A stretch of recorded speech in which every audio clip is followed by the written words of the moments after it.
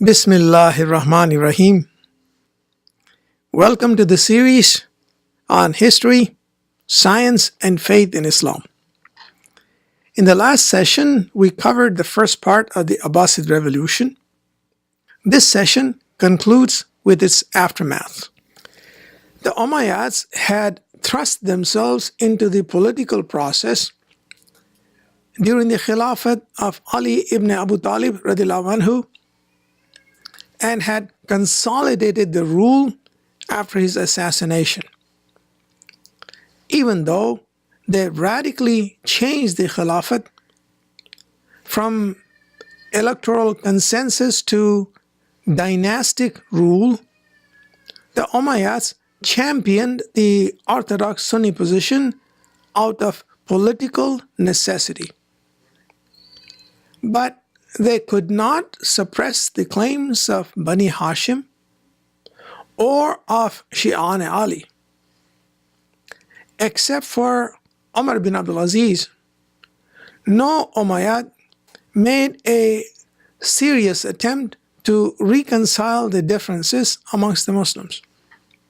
Confrontations continued, leading to continuous warfare against the Kharijites and sporadic but violent clashes with Shi'an Ali, as manifest in the great tragedy at Karbala. The Umayyads were always vulnerable to charges that they had usurped power from the house of the Prophet ﷺ.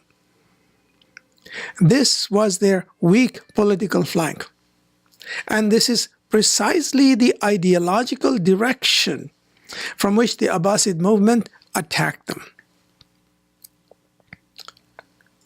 Third, during the 92 years of Umayyad rule, there was a paradigm shift from Tawheed to the dinar.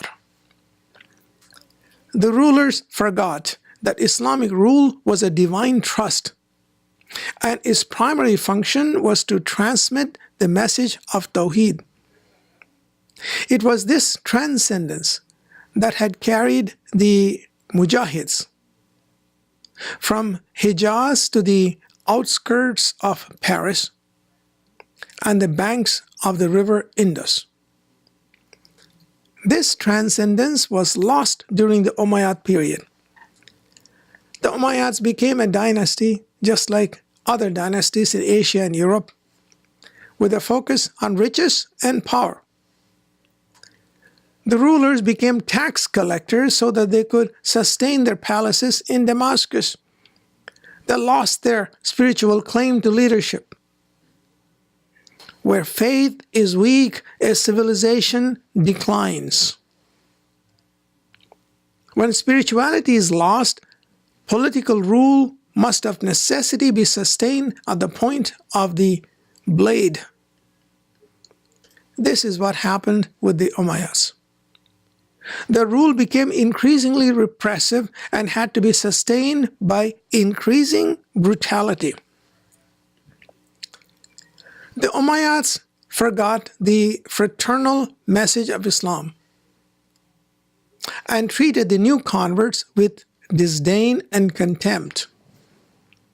Often, the converts were forced to pay the jizya even after they had accepted Islam. It was against such discrimination that Imam Abu Hanifa, who lived through the Abbasid revolution, fought. In one of his dictums, Abu Hanifa said, and I quote, "The belief of a new converted Turk is the same as that of an Arab from Hijaz." I repeat, the belief of a newly converted Turk is the same as that of an Arab from Hijaz. But the Umayyads resented such reforms, and Imam Abu Hanifa was jailed for his activism. In Khorasan and Persia, the Arabs held most of the higher positions in the armed forces and in the upper echelons of government. The result was racial division and social fragmentation. As conversion increased, the center of gravity shifted to newly converted Persians and the Turks, who were kept away from the privileges of power. The social structure increasingly looked like an inverted pyramid, with a small privileged Arab minority at the apex of power.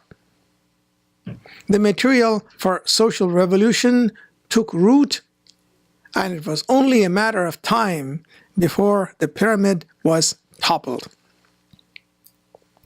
Next, the corruption that started from the top filtered down to the provincial governments and the petty officials. The cruelty and ruthlessness of Hajjaj is proverbial.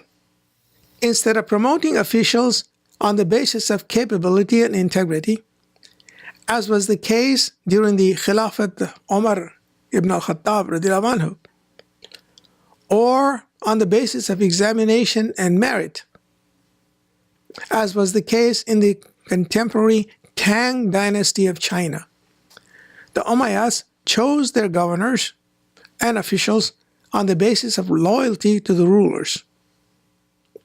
The brutality of the governors was viewed as an asset in maintaining the conquered territories under control.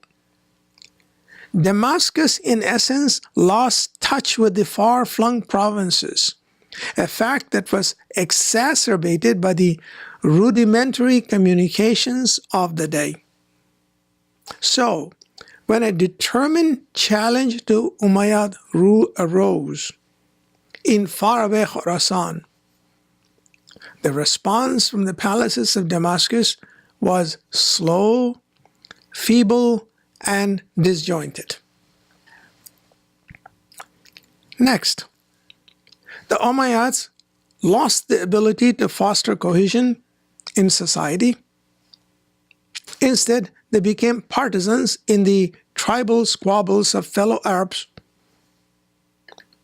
In pre-Islamic Arabia, the Arabs were hopelessly divided along tribal lines and often fought pitched battles against each other. One of the major tribal divisions was between the Mazruis, which is the northern Arabs, and the Yemenis, the southern Arabs. The Prophet had healed this crack and had united the tribes into a common brotherhood. But during the Umayyad period, this schism resurfaced with renewed intensity. The Umayyads were supported by the Mazruis. Thanks to Umayyad blunders, the Yemenis became their enemies. The architects of the nascent Abbasid revolution exploited this division. Lastly, it is the view of Ibn Khaldun that the Umayyads had become city dwellers and had lost the resilience of desert Arabs.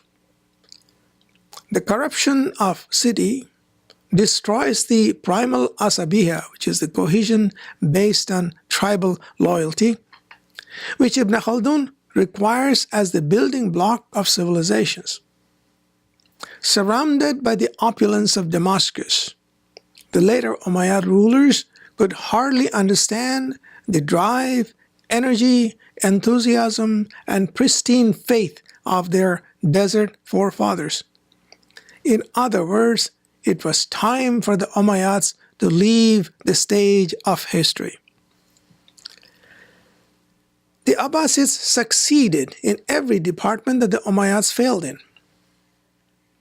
They were led by an outstanding leader, championed a popular cause, fielded brilliant generals, and displayed a Machiavellian instinct for exploiting the weakness of their opponents.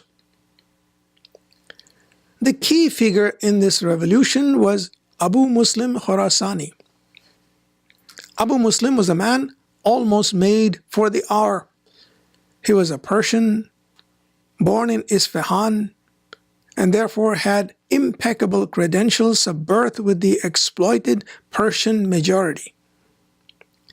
He grew up in Kufa and early in life acquired a dislike of Arab haughtiness and their superiority complex.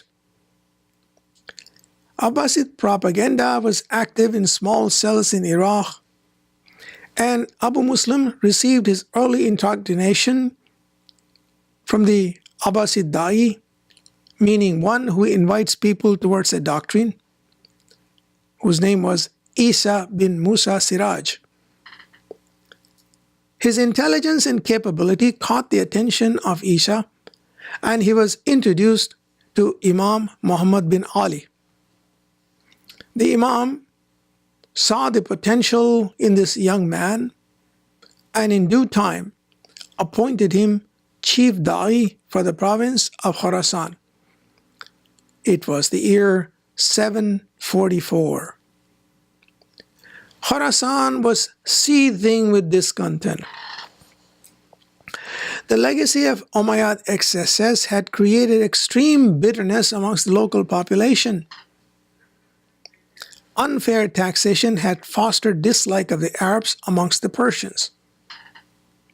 The Arabs were divided amongst themselves along tribal lines. Capable men and scholars were either silenced by the Umayyads or they withdrew from public life. In this atmosphere, Abbasid propaganda for the rights of the Hashemites and of Ahl Bayt found an extremely positive reception. The Alavites supported the Abbasids as the best opportunity to overthrow the hated Umayyads and perhaps establish the rule of the house of Ali radiallahu anhu and Fatimah al-Zahra radiallahu anha. The common man had toiled too long under the oppressive mistreatment of Umayyad officials and prayed for deliverance. Khorasan was governed at the time by Nasr bin Sayyar, a Mazrui, which means a northern Arab, and a capable, loyal Umayyad supporter. But an old man of 80 who suffered from the same parochial approach to politics as his beneficiaries in Damascus. He took sides in a local quarrel between the Yemenis and Mazrui Arabs and had the chiefs of one of the tribes, Ali Kirmani, murdered. They alienated Kirmani's followers and they became bitter enemies of the Umayyads. Attempts were made to patch up these inter-Arab differences, but Abu Musa was successful in preventing a rapprochement between the two Arab tribes through shrewd political maneuvering. With the Arabs at loggerheads with each other, Abu Muslim made his move. Word was passed to the enormously effective underground cells that the 25th of Ramadan was to be a day of mourning in honor of the Imams who had been killed by the Umayyads. On the appointed day, the people of Khorasan hoisted black flags and an uprising began. The color black was later to become the color of the Abbasid emblem. The city of Merv was quickly overrun. Nasr appealed to Marwan for help. But as happens at decisive moments in history, several critical events took place simultaneously, and the Umayyads were hemmed in. There was a serious uprising of the Kharijites in Mecca and Medina. As he was busy suppressing this uprising, Marwan ordered the governor of Iraq to render assistance to Nasr. By the time the Iraqis arrived at the borders of Khorasan, it was too late. Abu Muslim had overrun the entire province of Khorasan, and his resources in men and material had enormously increased. The Iraqis had no chance. They were routed. It was about this time that Imam Ibrahim was cruelly murdered by Marwan by having his head stuffed in a leather sack filled with boiling lime. This murder, as well as his cruelty, added fuel to the fire. Abul Abbas Abdullah became the new Imam and vowed revenge for the murder of his brother Ibrahim. Events moved rapidly. Abu Muslim had at his service some of the ablest generals of his era. Among them, Qahtaba bin Shabib, an Arab from Medina, and Khalid bin Barmak, a Persian. Qahtaba pursued Nasr southwards towards Isfahan. Nasr died while fleeing. Hassan, a son of Qahtaba, laid siege to Nahawand, while Qahtaba himself defeated a relief force headed by Marwan's son Abdullah on the plains of Karbala. That was the year 749 CE. Kufa, the capital of Iraq, fell without offering further resistance. The people of Kufa were summoned to the Jamia Masjid of Kufa. Abu Muslim, who had deftly forged unity between the disaffected Persians, Yemeni Arabs, the Abbasids, and the Alavis, and had carefully kept at bay competing claims to the Imamat and Khilafat, gave an impassioned speech in which he proclaimed that the usurper Umayyads had been overthrown by the might of the people.